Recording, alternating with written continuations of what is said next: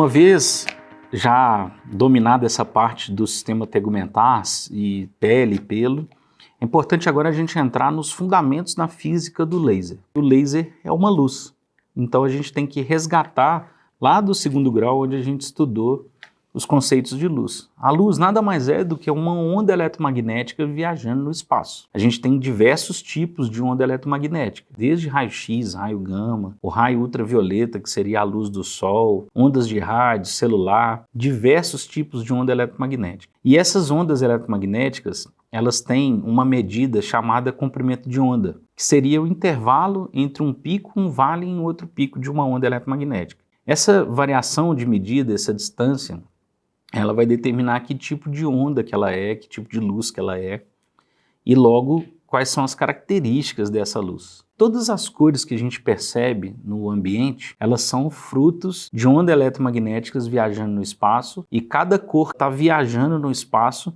em comprimentos de ondas, umas diferentes das outras. Com relação à questão do laser, a diferença básica de uma luz normal e um laser seria que a luz ela emite todas as cores ao mesmo tempo, todos os comprimentos de onda das cores juntas, enquanto um laser emite apenas um comprimento de onda. Então, enquanto um laser é monocromático, uma luz comum seria policromática. A luz comum ela é divergente, ou seja, ela espalha no meio, no ambiente, enquanto um laser ele é colimado. Ele vai numa mesma direção. E, no caso, uma luz seria não coerente e um laser totalmente coerente, exatamente por estar no mesmo comprimento de onda. O que seria um laser, na verdade? A palavra laser, ela deriva do inglês da abreviação da palavra luz amplificada estimulada por emissão de radiação. Então, essa abreviação dessas primeiras letras é que denomina a palavra laser. E tentando explicar de uma maneira simples para vocês, seria que o laser ele é composto por três partes, né? O meio ativo, a cavidade óptica e a fonte de energia. Então, é como se o inventor pegasse uma caixa selada, colocasse dentro dessa caixa selada um meio ativo, um exemplo, um rubi, fizesse uma descarga elétrica ali dentro, esse estímulo elétrico iria excitar os elétrons, e esses elétrons teriam a capacidade de emitir fóton, que seria a luz. E essa luz emitida pelo laser teria essa característica de ser monocromática, colimada e coerente. Interessante é que, como ela é monocromática, ela está numa cor só, né? E à medida que você substitui esse meio ativo por outro meio ativo, você consegue trocar esse comprimento de onda, trocar essa luz. Por exemplo, se eu coloco dentro dessa caixa selada, desse ressonador, uma pedra de rubi, ela vai emitir comprimento de onda de rubi. Se eu coloco, por exemplo, dentro desse ressonador uma pedra de alexandrite, ele vai emitir o comprimento de onda de alexandrite. Essa foi uma invenção desde aproximadamente 1960, que revolucionou a indústria. O laser tem inúmeras aplicações em diversas áreas tecnológicas, desde a medicina, indústria espacial, enfim, inúmeras utilizações para a tecnologia de laser. Mas seria basicamente isso, um meio ativo, ressonador, fonte de energia. Com relação ao comprimento de onda aplicado ao nosso negócio, ao laser, à depilação, seria o quê? De acordo com o meio ativo, que vai emitir um comprimento de onda X ou Y, ela vai ter mais ou menos capacidade de atravessar a matéria. Outra curiosidade, só para ilustrar, seria os comprimentos de onda das próprias cores que a gente enxerga, né?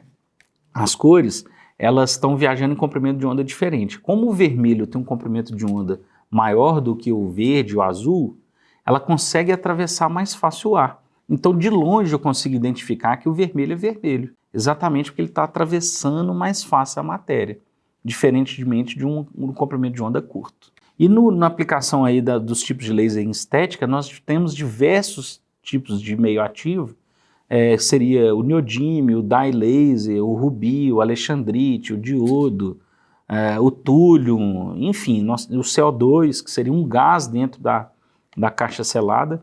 Cada meio ativo vai determinar qual o comprimento de onda que emite, e se o comprimento de onda for menor ou maior, significa que ele vai mais ou menos profundo na pele. E essa capacidade que o laser tem de ultrapassar a pele deve-se aos fenômenos da luz. Um deles seria a transmissão, que seria a capacidade do laser ultrapassar o objeto. E outros dois fenômenos importantes para o nosso negócio, que seria a reflexão e a absorção.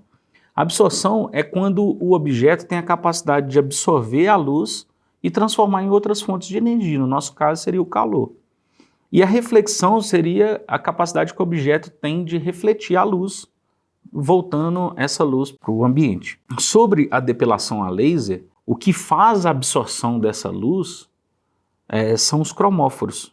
Cromo significa cor e foros significa portador. Então seria o portador de cor que tem capacidade de fazer essa absorção. Veja bem que quando a gente enxerga um objeto preto, significa que ele está tendo capacidade de absorver toda a luz.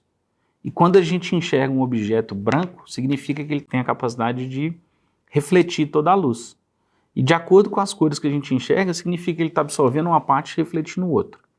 E como a melanina é o que dá coloração à nossa pele, ou seja, ele é um cromóforo natural que a gente tem, ela tem essa capacidade de absorver a luz do laser. Olha só, a gente tem 4 principais cromóforos no nosso organismo, que seria água, gordura, hemoglobina e melanina. Todos esses 4 cromóforos, ele tem a capacidade de absorver um tipo de onda eletromagnética e transformar em calor, fazendo o fenômeno que a gente chama de fototermólise. A foto significa luz, termo significa calor, e a lise seria de quebra, né? Então seria a absorção da luz transformando em calor. Veja bem esse gráfico aqui, esse gráfico mostra o seguinte, mostra que a absorção pelo cromóforo ela é diferente de acordo com o comprimento de onda. Então a variação do comprimento de onda ela vai ter mais ou menos absorção pelo cromóforo.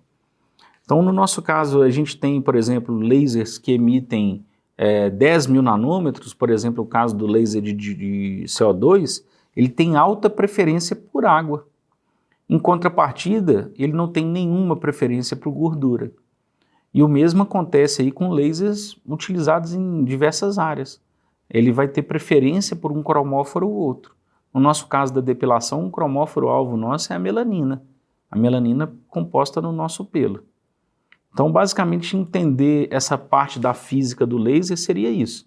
Entender que o alvo é a melanina, e de acordo com o comprimento de onda ele vai ter mais ou menos preferência, obviamente por cores diferentes. No nosso caso aqui a gente tem um laser que emite 3 comprimentos de onda, ele vai ter preferência por 3 tipos de cromóforos diferentes, 3 tipos de cores diferentes. E como ele também emite esses 3 comprimentos de onda, eles vão atingir em profundidades diferentes a pele. É uma parte mais complexa, mais técnica do laser, mas tentei passar da melhor maneira, da maneira mais simples possível, e ficando dúvida, a gente está aqui para esclarecer.